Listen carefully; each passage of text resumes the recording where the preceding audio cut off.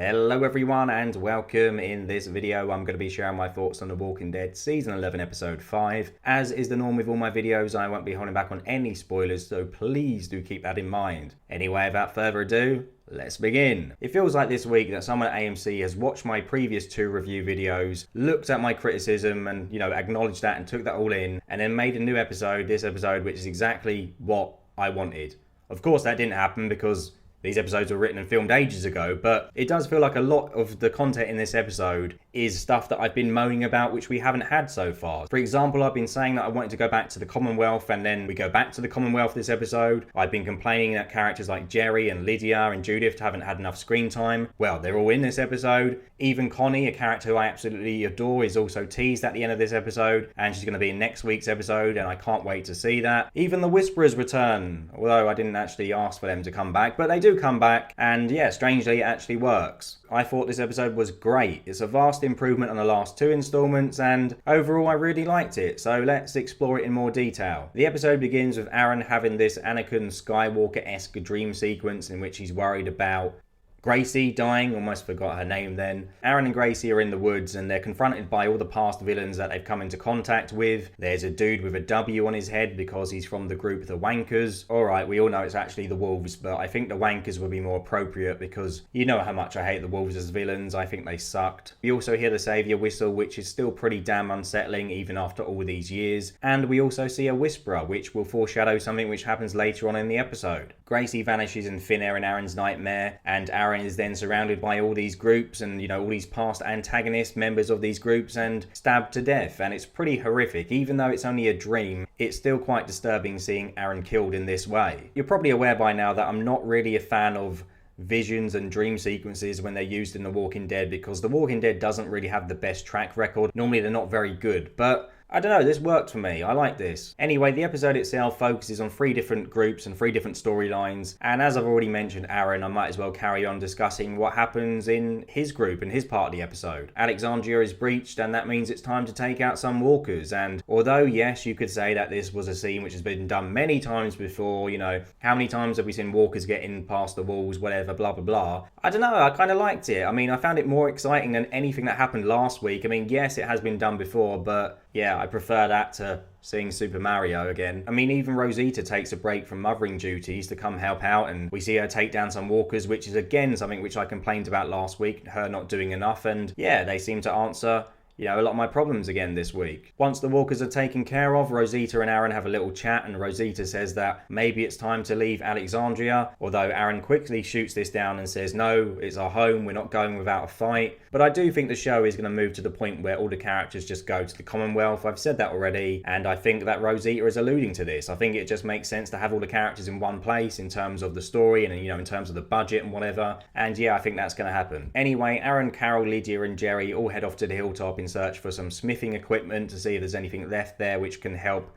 shore up Alexandria's defences. Rosita does stay behind, but I don't really have a problem with this because she does have some really nice cute scenes with Judith, which I'll talk about in a moment. Before Judith and Rosita have their little heart-to-heart, Judith is seen in Alexandria training kids how to fight and how to use their weapons. And even though it was only a little tiny scene, I did like this because I know what Judith is capable of, and she hasn't really done a lot on the show since season 9, so I'm glad that she's been given more responsibilities now and isn't just a kid playing cards like she was the other episode when she appeared in. This is what I want to see the daughter of Rick Grimes doing. Whilst Judith is training the rest of the kids, she spots some moronic kids playing with what looks like a child walker who is trying to get through a gap in Alexandria's walls. She goes over there, but this asshole bully kid pushes Judith over, and she then gets her sword out and puts it to his throat. I think that this was probably one of the few scenes in this episode which I didn't really like, because I think that most people in Alexandria should be aware of who Rick Grimes is and who Michonne is, and therefore this should afford a certain amount of respect to their children. I kind of think that Judith shouldn't be the type of kid who's being bullied. She should be someone who everyone knows who they are. They should be going, oh, it's Judith Grimes, watch out, she's a badass. Like, alright, I know she's still a young girl and,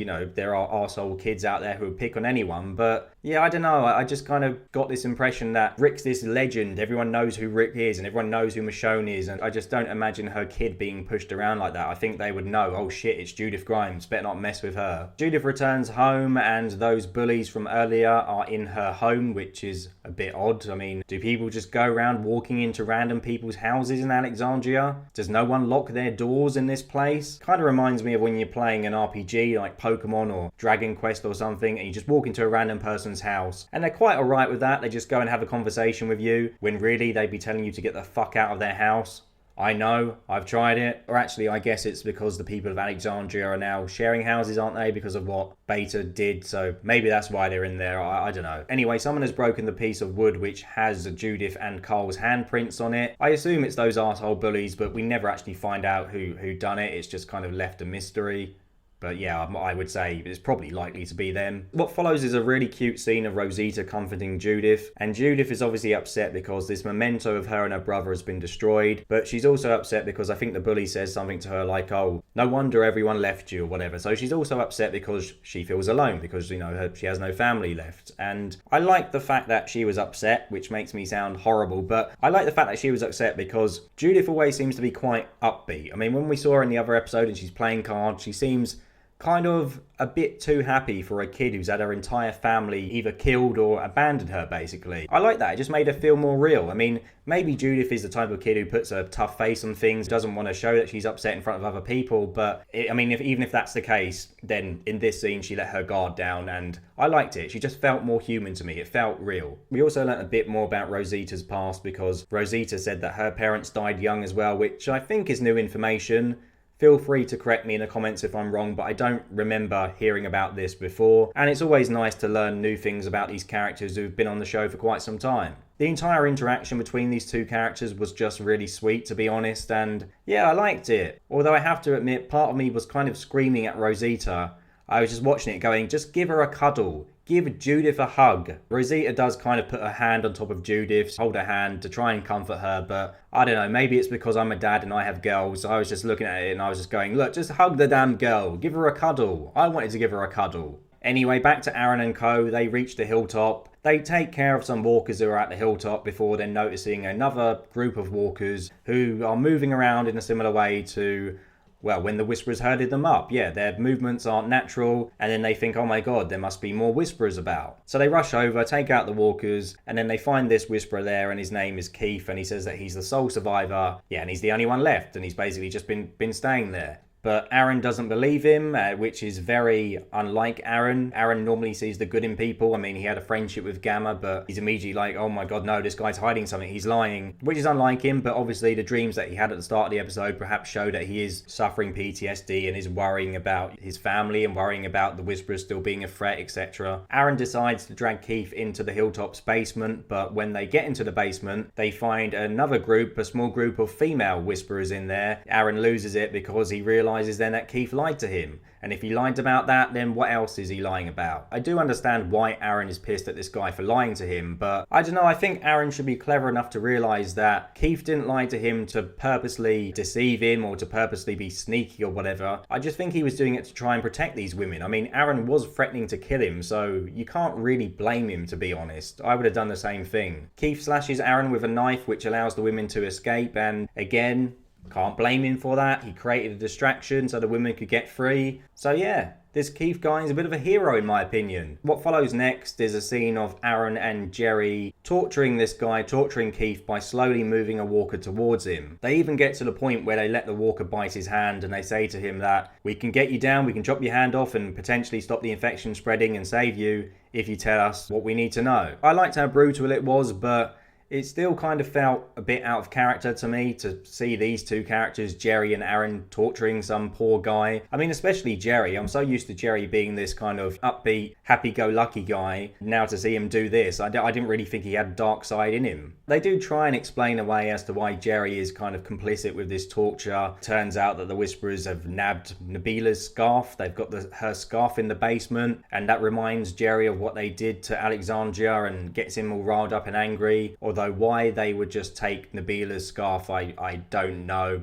It just felt a bit contrived, to be honest. Anyway, long story short, Carol steps in and kills the walker that Aaron is using to torture the guy. And for the first time in a long time, Carol actually managed to do something which didn't piss me off. I'm so used to seeing Carol doing stupid stuff and being a pain in my ass, to be honest, lately. But yeah, this was the first time in a while that I was like, yes, go on, Carol. Well done, Carol. You made me like her a bit more. Because it was obvious that this dude wasn't a threat. Yeah, I get he's a whisperer. I get that we have to be cautious, you know, but he was no threat to these characters, and I would have thought Aaron would have known that. Keith gets his hand chopped off, and I'm guessing now that he's going to be fine. I mean, he looked okay to me, and he escapes with the rest of the Whisperers, and they go on their merry way. And it's a good thing that they spared Keith, because he tells Jerry and Aaron that he spared a lady from the rubble of the cave-in, and he says this because he's trying to prove to Jerry and Aaron that he's not evil. He says, oh, this lady escaped, but I didn't kill her, I spared her. And obviously the lady in question is Connie, so it looks like Aaron and Carol and Jerry and Lydia are going to go searching for Connie, which is something I'm genuinely excited to see. And we see at the end of the episode, in the trailer for next week's episode, that Connie is back. Finally, we're going to see Connie. Feels like forever. I mean, she was absent from the entire season 10, so I'm excited to see her next week. And I know people are probably sick of me talking about Connie all the time, but hey, I really liked her. I think season 10 suffered massively because it didn't have her in it, so yay. Actually excited about something in The Walking Dead. Woo woo. Anyway, let's talk about the scenes at the Commonwealth in this episode. I don't know why I struggle to say that. Commonwealth. Commonwealth. The scenes at the Commonwealth. Commonwealth. Ah, fuck it, you know what I mean. Anyway, it all begins with a badly edited Commonwealth, there you go, said it perfectly, Commonwealth video that isn't even in HD. Sound is all over the place, it's flickering, and it just looks like shit. But I mean, I can't exactly complain. My videos aren't even in HD. Not that you'd really want to see this face in HD anyway. I like the fact that the video was shit because I don't think it would make much sense to have some kind of high-tech 4K promotional video when the world has fallen apart. I'm guessing the Commonwealth did the best they could with the people at their disposal, and I like that nice attention to detail. Eugene, Ezekiel and Princess are all assigned jobs at the Commonwealth based on what they did before, pre the fall. Ezekiel is tasked with looking after some animals. Princess is told that she is a retail worker, and she's strangely excited about this, and I say this as someone who worked in retail for 7 years. It's shit. So I think it's only a matter of time before she gets sick of it, and then she's going to get pissed off with how unfair Commonwealth are when it comes to assigning people jobs. Eugene is given the job of a school teacher, I believe, and I really feel sorry for the people he's teaching because they won't be able to understand a word he's saying. And unlike the others, Yumiko isn't given a job. Instead, she has some letter from like one of the Commonwealth, I don't know what it is, the councillors or someone who's in charge, the high-ups, I can't remember the exact wording. Yeah, it looks like she's going to be given a role and, you know, given something important to do within the Commonwealth. I appreciated how the Commonwealth employee's tone changed when he found out that Yumiko had this letter instead of being assigned a job as a retail worker, because as soon as she mentioned that, he immediately respected her and was like, oh yeah, what can I do for you? I'll help you out. And it does a good job in illustrating the power dynamic in the Commonwealth, because if you have a good job, if you have a higher status, then you get treated better than someone like poor old Princess who works in retail. Yumiko is reunited with her brother who works in a cake shop, and it's almost exactly the same as how it happens in the comics when Michonne finds her daughter working in the cake shop. And I think so far the casting of Yumiko's brother is absolutely perfect because they look like real life siblings, so they did a good job with that one. Eugene spends some time at the Commonwealth with fake Stephanie, and I mentioned in my episode 2 review that I was confident that this wasn't the correct Stephanie, and I'm even more confident of that now because the real Stephanie, as in the actress who's actually cast as Stephanie, appears in this episode. She gets an ice cream and then Eugene tries to talk to her, but she doesn't say anything and walks off, and I guess that's because she's been told not to say anything to him. Fake Stephanie convinces Eugene to contact Alexandria over the radio. Eugene does this, but then he's promptly arrested by Mercer. I did think it was a bit strange that Mercer arrested him for doing something that he was set up to do. Or maybe Mercer isn't in on it, or maybe they do just want an excuse to put him in prison or exile him, I don't know. And I should also mention that Princess has the hots for Mercer, and she has some pretty cringy lines of dialogue when she talks about his beautiful eyelashes. I mean, I guess it's a good thing now that I know that some women like eyelashes, beautiful eyelashes, because I have really long eyelashes, and people often ask me, how do you even see out your eyes with these things? So, hey, I guess I have beautiful eyelashes. What am I even talking about now?